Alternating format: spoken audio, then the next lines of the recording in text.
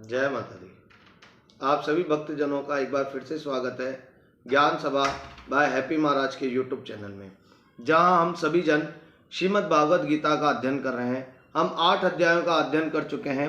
आज हम 9वें अध्याय का अध्ययन करने जा रहे हैं। श्रीमद् भागवत गीता 9वां अध्याय।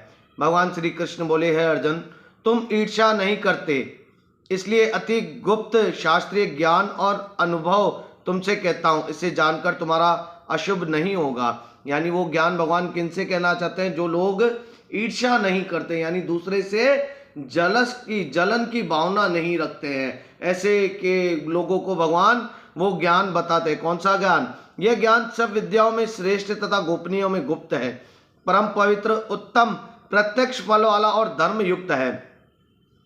साधन करने में बड़ा सुगम और नष्ट नहीं होता है। परम तप इस धर्म पर जो श्रद्धा नहीं रखते वे मुझे नहीं पाते।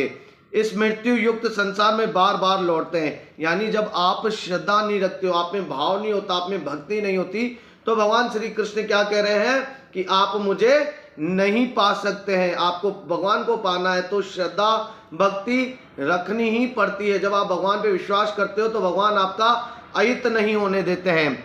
भगवान कहते हैं सब प्राणी मुझ में स्थिर है, किंतु उनमें मैं नहीं हूं। मुझ में सब भूत भी नहीं है। यह मेरा ईश्वरीय कर्म देखो।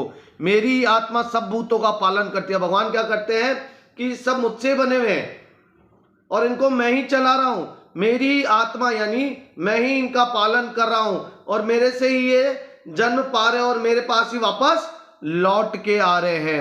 अपनी प्रकृति का आश्रय लेकर उनके गुण व स्वभाव वाले समस्त भूत वर्ग को मैं बार बार उत्पन्न करता हूं। हे धनंजय, मेरे ये कर्म मुझे नहीं बांधते, क्योंकि मैं उदासीन की तरह इसमें आसक्त नहीं होता हूं। हम किसी चीज में आसक्त होते हैं ना, फिर उदास हो जाते हैं, फिर उस चीज के लिए हम शोक करते हैं। हमसे अगर कोई चीज खो गई है या टूट गई है या हमने उसे अपने कारण या अपनी गलतियों से हमसे वो चीज छूट गई है तो हम उसका शोक करते हैं। तो भगवान क्या कहते हैं? मैं उदासीन होकर शोक नहीं करता और स्थिर रहता हूं। मैं अध्यक्ष होकर प्रकृति का चराचर जगत को उत्पन्न करता हूं।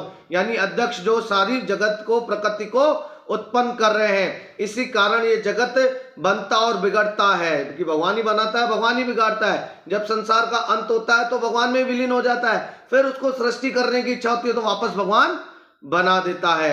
मूर्ख लोग मेरे परम स्वरूप को नहीं जानते हैं कि मैं समस्त चराचर का स्वामी हूं। लोग जो भगवान के ऊपर व्यंग करते हैं या भगवान की उस भगवत तत्व पे लोग विश्वास नहीं रखते हैं, तो भगवान क्या कहते हैं? वह मूर्ख लोग ही हैं जो मेरे स्वरूप को नहीं जान सकते। आप देखिए, जो संसार में हवा भी चलती है वो भी भगवान की मर्जी से चलती है।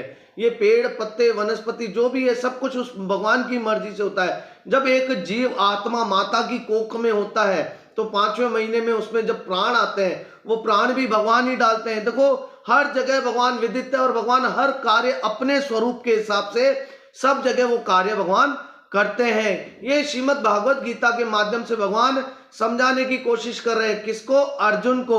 और अर्जुन कौन? जो कर्म करने से विमुख हो रहा है। कौन सा कर्म? क्षत्रिय धर्म। हम अर्जुन हैं और भगवान हमारे साथ है।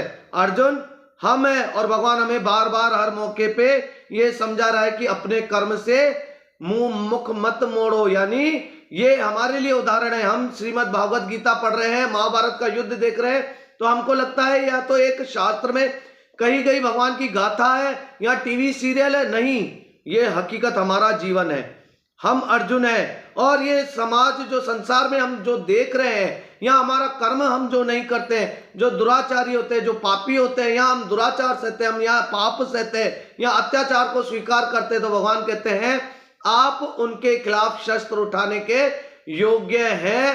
अपने धर्म का आप परिपूर्ण रूप से पालन करें। शस्त्र मतलब अगर आप व्यापार करते हैं तो आपको दुकान पे माल भरना है, अपना माल बेचना है और व्यापार करना है। शस्त्र मतलब ऐसा नहीं कि आप किसी से झगड़ा करो, लड़ाई करो। यानी अपने कर्म को सुचारू रूप से करने को, उसके लिए जो साधनों की आवश्यकता होती है उन्हें शस्त्रों की संज्ञा दी जाती है। जैसे कोई व्यापारी होता है, उसे व्यापार करना होता है तो उसे साधन क्या चाहिए? व्यापार करने के लिए उसे माल चाहिए, एक अच्छा दुकान चाहिए जहां अपने माल को रख सके और वहां से अपने ग्राहकों को अटेंड करके वो माल बेच सके, बराबर नित्य निरंतर रूप से अपने कर्म को करता रहे। अगर कोई व्यापारी कर्म नहीं करता, घर पे सारा दिन सोया रहता है, तो भगवान क्या कहता है, उठो अर्जुन और अपना कर्म करो। तो भगवान गीता के माध्यम से हमको यही समझा रहे हैं कि अपने कर्म को सुचारू रूप से करो, क्योंकि सभी जगह मैं विद्यत हूं, जहां भी हूं मैं ही हूं, जो भी करता हूं मैं ही करता हूं।